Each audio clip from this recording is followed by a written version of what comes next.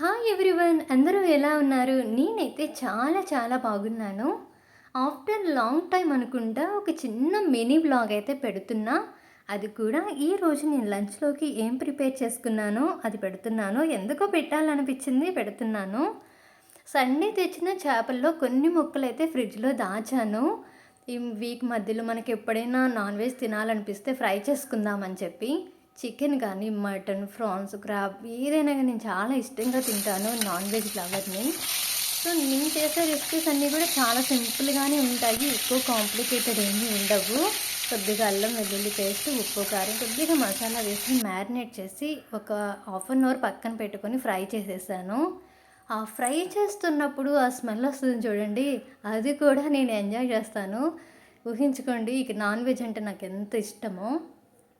ఇంకా లంచ్లోకి ఈ ఫ్రైతో పాటు కొద్దిగా రసం కూడా ప్రిపేర్ చేసుకున్నాను. చింతపండు రసంతో కంటే కూడా అసలు పప్పుచారు లేదా సాంబార్ పెట్టుకొని దాంట్లో ఇలా వేపిన చేప ముక్కలు తింటుంటే చాలా బాగుంటుంది.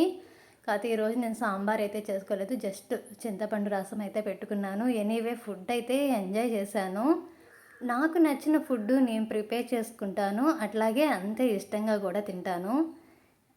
చాలా సెలెక్టివ్ నేను ఫుడ్ విషయంలో మాత్రం అన్నీ తినలేను. ఈ వీడియో నచ్చితే కనుక తప్పకుండా లైక్ చేయండి.